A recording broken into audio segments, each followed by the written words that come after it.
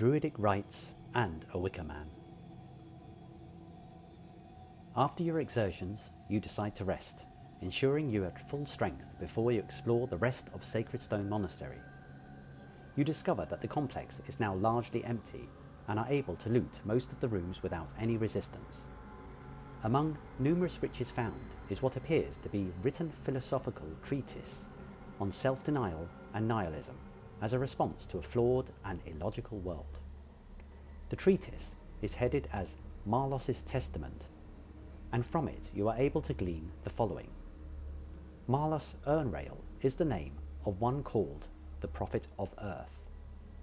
He was drawn by powerful visions to an underground place called the Fane of the Eye. There he found Iron Fang, a powerful war pick, referred to as the holy implement of earth power, and he took it for his own. Marlos established the Temple of Black Earth in the ruins of a long abandoned dwarven stronghold that exists below the Sacred Stone Monastery. And he nurtures something called the Black Geode, and when all is ready, he declares in his testament that the ever-growing mountain shall come and remake these lands in his own image. You think the written ravings worthy of a lunatic, and store the treatise away to refer to at some other time if needed. Exploring the complex, the monastery would be empty but for one occupant, the undead wizard that Jadago and Helfi discovered earlier. Your explorations force you to confront the fact that he is here, and so enter his room, expecting the worst. You are surprised to learn that the lich, for that is what he is of sound and reasonable mind. You learn that his name is Renwick, and that he is the brother of Samular, the founder of the Knights of Samular, the same group that is based at Summer Hall. He has been here for many years and has ignored the latest round of residents as, the way he puts it, everything is temporary when you live forever.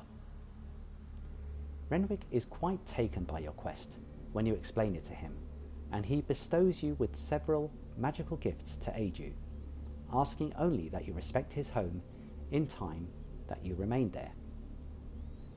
You agree and park the knowledge that you have a strange ally, if not necessarily a dependable one. You put your heads together to think about what to do next, and decide to make a quick visit to Summit Hall to drop off the corpse of a Knight of Samular found in the zombie crypt that had been part of the Mirabar delegation. Lady Ushian is pleased to see you, and is even more interested to learn of Renwick's whereabouts.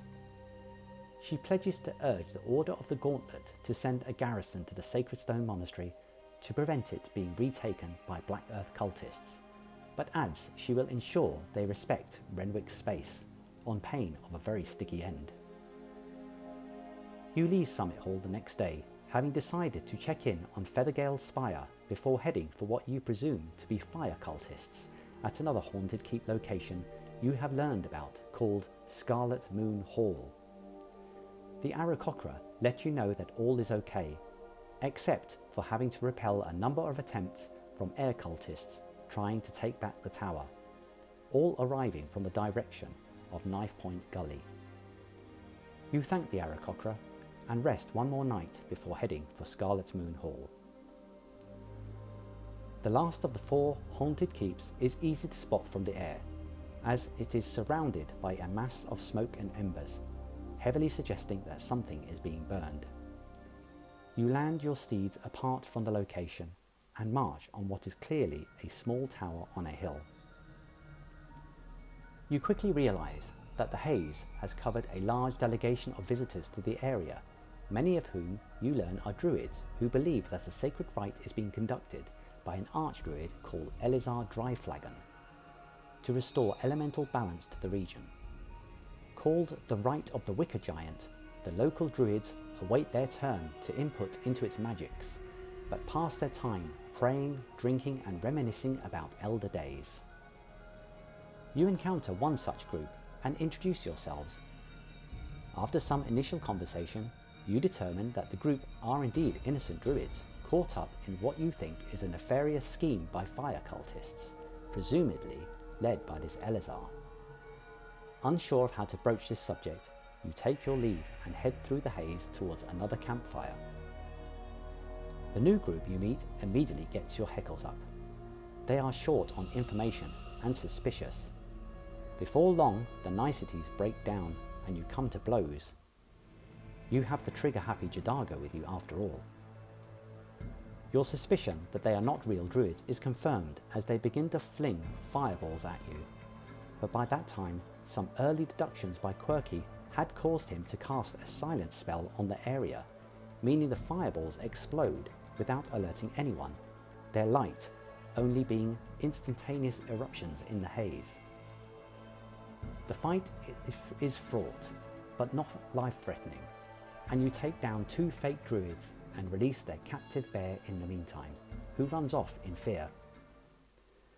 Overcome by a sense of oneness with Mother Nature, Jadago decides to track the injured bear to ensure it can be brought to full health.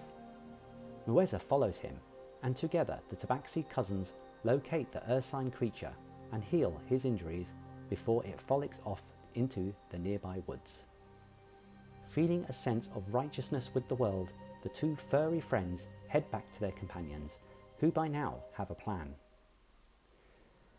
Leilune explains that she could use a spell to write a warning to all the bona fide druids in the area that they have been deceived, but also that she needs to convince the druids that they first met to help so that it can be written in the sacred druid text. You all agree with the plan and head back to the druids you met on arrival, outlining the situation and your plan. You are met with skepticism, but some nifty diplomacy convinces them that you are telling the truth, especially when you mention captive animals. The druids go one further, saying they would blow the haze away with spells so that the writing may be seen, and then position themselves for when you are ready. Once you give the signal, Leilune casts Skywrite and puts the message in the sky above Scarlet Moon Hall, whilst your friend blow the haze away using gusts of wind. This results in you seeing the expanse of the hill for the first time, but also spotting numerous groups of druids upping sticks and leaving. As your new allies wave you goodbye and good luck, you deduce that those remaining on the hill must not be druids, as they did not understand the message written in Druidic. You march to a nearby camp and uncover a couple of cultists that actually turn out to be werewolves.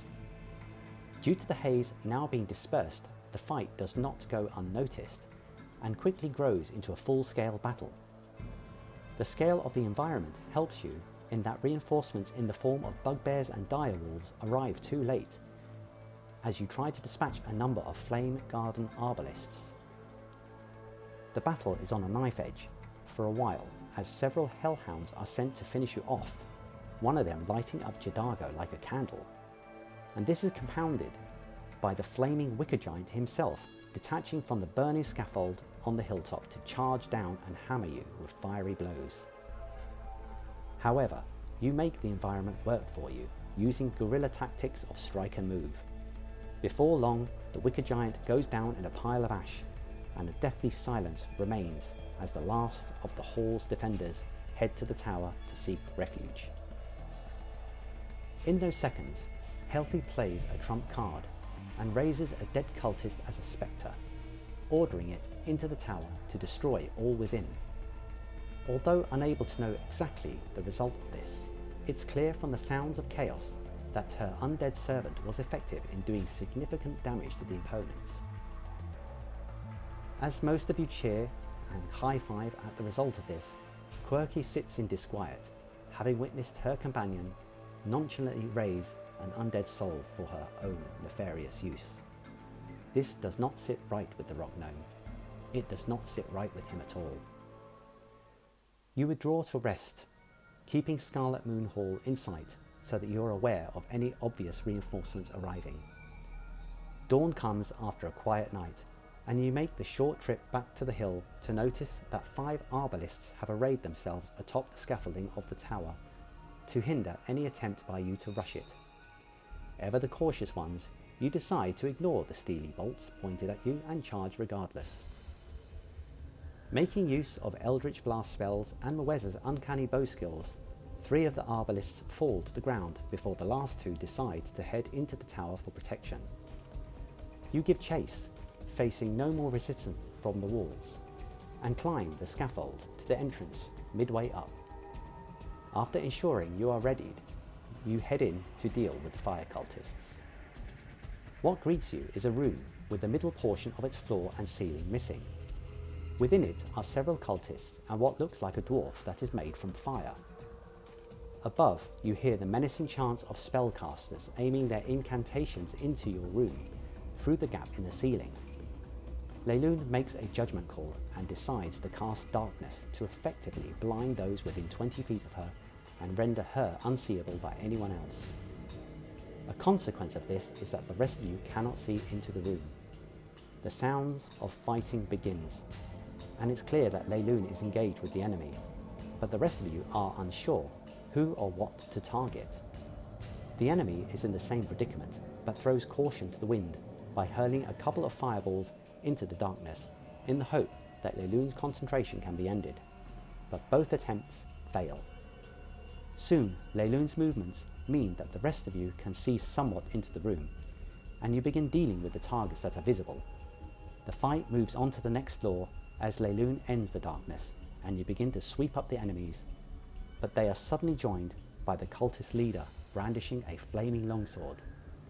However, even though he is clearly powerful, he is no match for a group like yours, and falls under a rain of hammer blows and arrows. The battle for Scarlet Moon Hall is over.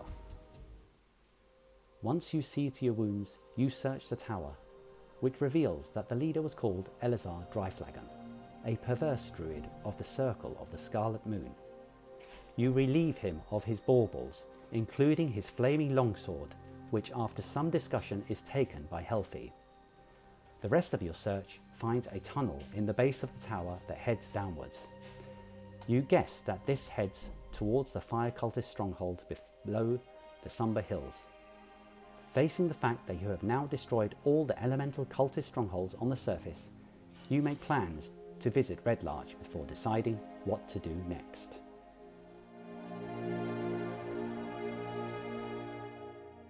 Thank you for listening to the progress of my Dungeons & Dragons group as they make their way through the Prince of the Apocalypse campaign setting. Watch out for further episodes where we shall learn of the elemental cult's retribution for the party's actions, as well as some interesting history about the Elder Elemental Eye.